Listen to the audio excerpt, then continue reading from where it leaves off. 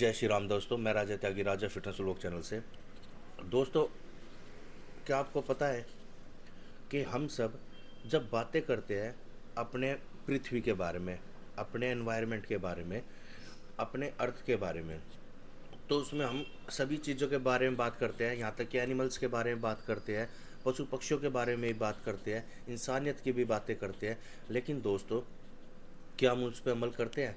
क्या एक बात करना ही सब कुछ होता है? क्या आपको पता है कि हमारे जितने भी जानवर हैं, पशु है, पक्षी है, ये कितना संघर्ष कर रहे हैं अपनी जीवन व्यतीत करने के लिए। आज एक तरह से इन्होंने मौन धारण कर लिया है। चाहे एक छोटी चींटी से लेके कोई बड़ा पक्षी हो, या फिर अंटार्कटिक में रहने वाला एक भालू जो कि दूर दराज है, या जंगलों में रहने वाला शेर, हम लोग इंसानियत के नाते इनसे इनके लिए बात कर सकते हैं। बट जिन्हें करना चाहिए वो इसके लिए मौन धारण किए हुए हैं। जैसे हमारी गवर्नमेंट, कुछ उनके पास ऑप्शन है कि जिनकी जनसंख्या बढ़ रही है उसकी नसबंदी कर दो, या उनको मार दो, या किसी शेल्टर होम में छोड़ दो। लेकिन इतने सारे जानवर हैं, इतने सारे पशु पक्षी हैं, वो आज अपने भोजन के लिए, अपने घर के लिए वो तरस रहे हैं। उनके पास है ही नहीं, क्योंकि ना गवर्नमेंट उसके लिए कोई सख्त कदम उठा रही। हम भी लापरवाह हैं, हम सब। क्यों? क्योंकि हम अपने पालतू जानवर को प्यार करेंगे और दूसरे जानवरों को मार देंगे। आज एक गली में रहने वाला कुत्ता भी है, वो भी अपने दो रोटी के लिए संघर्ष कर रहा है। हम उसे प्यार में दे देते हैं। कोई दो रोटी उसको देगा प्यार से तो भी ठीक है, वो किसी से मांगने नहीं आ रहा, किसी को मांगने नहीं जा रहा। इसी तरह से हमारे सड़कों पे हमारी गाय माता, जिसे हम भगवान के रूप में पूजते हैं, अभी जैसे आप लोगों को पता है कि श्राद्ध का टाइम चल रहा है, तो आज हर कोई उसको रोटी देगा, प्यार करेगा, पुचकारेगा। लेकिन जहाँ ये श्राद्ध ख़त्म हुए उसके बाद सब उसको डंडा दिखाना शुरू कर देंगे। वो दो रोटी पानी पीने के लिए इनके लिए तरसेगी। क्या दोस्तों, हम सभी को, या जो चैरिटी है, या फिर हमारे गवर्नमेंट को, क्या इन पशु पक्षी के लिए कहीं पानी की व्यवस्था नहीं करनी चाहिए? कहीं इनके लिए ठंडी छाया, पेड़ जैसी चीज़ें नहीं करनी चाहिए? आज आप देखिए रोड पे, ये रोड पे भटक रहे हैं, चाहे इनकी वजह से किसी को, क्योंकि ये मासूम जानवर है, इन्हें नहीं पता, या तो ये किसी को नुकसान पहुंचा रहे हैं, या इनकी वजह से किसी को चोट लग रही है, या हमारी वजह से इनको चोट लग रही है। ये आज पन्नियाँ खाने के लिए, कोई भूख से मर रहा है, कोई बीमारियों से मर रहा है। दोस्तों, एक टाइम ऐसा आएगा कि ये जानवर, या तो इनको कोई भयंकर बीमारी होगी जो हम इंसानियत के लिए ख़तरा बनेगी। जैसे कोरोना के टाइम पे हुआ था, बैट से निकला हुआ कोरोना जो लैब में बनाया गया था, वो पूरी मानव जाति को एक तरह से ख़त्म करने वाला था। फिर उसके लिए कितनी हाहाकार मच गई। तो ऐसे ही दोस्तों, क्या पता इनके अंदर भी कोई ऐसे जीवाणु हो जो हमारी इंसानियत के लिए ख़तरा हो, या फिर इनके अंदर कोई ऐसी शक्ति हो कि जिनकी वजह से वो दवाइयाँ बन सकती है। आप ये देखो कि इंसान को बचाने के लिए जितनी भी दवाइयाँ बनती है वो सब इन्हीं जानवरों की वजह से बनती है। सांप के जहर से एंटीडोट बनते हैं, कैंसर की दवाइयाँ बनती है, डाइक्लोफिनेक जो आप दर्द की दवाई खाते हो उसमें काम आती है। ये सब हमारे जंगल, हमारे पेड़ पौधे, हमारे पशु पक्षी, उनकी वजह से। और दोस्तों, आज के टाइम में, आज से 10 साल पहले देखिए, बहुत सारी ऐसी पक्षी थी, जो चिड़ियाई थी, जो पहले दिखती थी, आज वो दिखती ही नहीं है। आज कहाँ गई वो? रेडिएशन, इतना सब कुछ, टेक्नोलॉजी का विकास, पेड़ पौधे ना होना, उनका घर तबाह हो जाना, धीरे धीरे वे पलायन कर गई।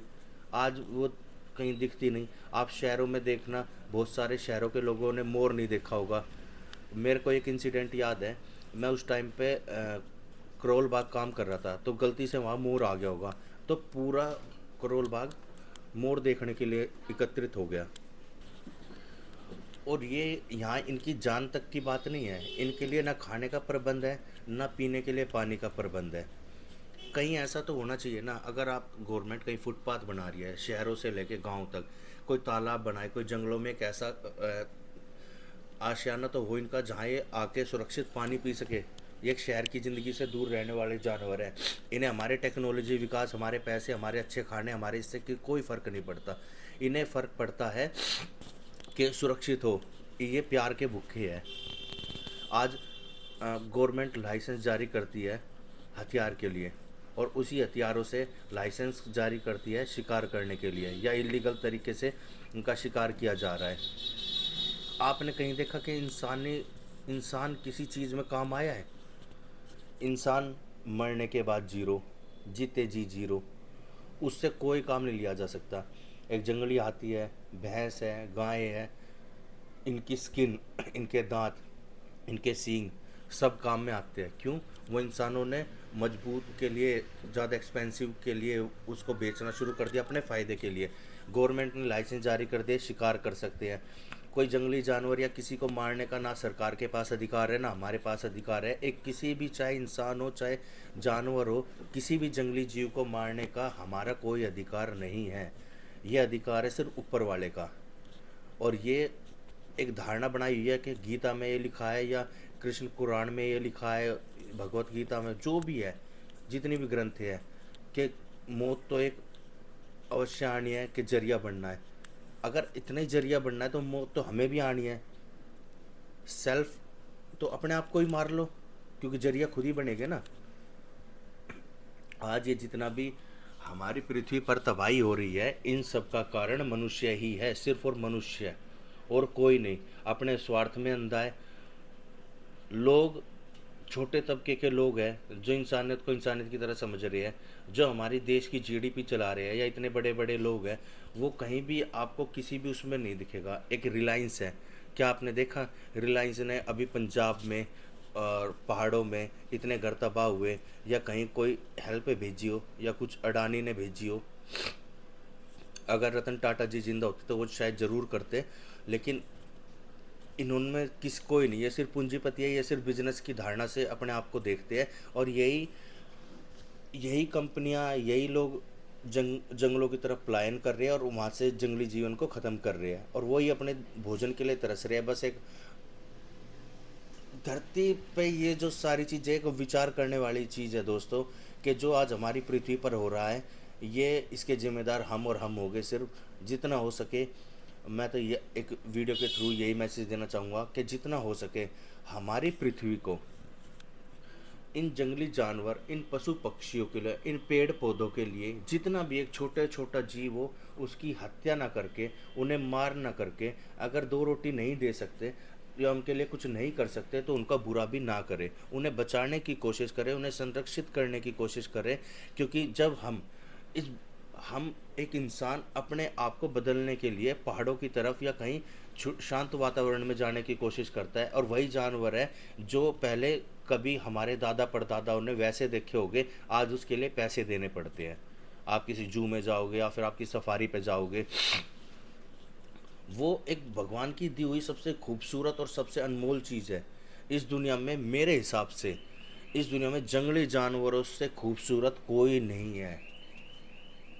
या तो खूबसूरत वो परमात्मा है, या फिर खूबसूरत ये जंगली जानवर है। इंसान तो खूबसूरत है ही नहीं। अगर आप खूबसूरत है तो आपसे ज़्यादा कोई और होगा, कोई और होगा तो कोई तीसरा खूबसूरत होगा। यहाँ तो ज़िंदगी मेकअप के दम पे चल रही है लोगों की, या फिर पाउडर के दम पे चल रही है। शुद्ध खाने की वो नहीं है। तुलना करेंगे शेर से, है नहीं उनमें चींटी जितना भी दम। एक चिट्टी काट ले, एक अंदर का वायरस इधर उधर हो जाए तो जुकाम, खांसी, बुखार, दस्त लग जाते हैं। ये इंसानियत की सच्चाई है। तो अपने दोस्तों, आप सभी लोगों से विनती है, जितना जो भी इस वीडियो को देख रहा है, कि अपने जंगली जानवर को संरक्षित करें। अपने आसपास जितना हो सके इन पशु पक्षियों का भला करें, क्योंकि ये हमारे प्रति ही भगवान ने हमको इतनी शक्ति दी है कि हम इनको आश्रित कर सके, हम इनको दो रोटी दे सके। हम इनको रोटी ना दे सकते तो पानी तो सबके घर में होगा, उनको पानी तो पिला दे कम से कम। ये बहुत बड़ा पुण्य का काम है। कोई फ़ायदा नहीं आप शिव जी पर जाके जल चढ़ा रहे हो, या किसी भगवान के आगे माथा टेक रहे हो, माता रानी के आगे ये नवरात्र का व्रत कर रहे हो, या आप गणेश चतुर्थी मना रहे हो। किसी गरीब का, किसी ज़रूरतमंद का भला करो। उन्हें दो रोटी दो, कपड़ा दो, पानी दो, जितना आपसे बन सके, हमसे बन सके, वो सबसे बड़ा पुण्य का काम है। ये हाथ जोड़ के विनती आप सबसे। जय हिंद दोस्तों।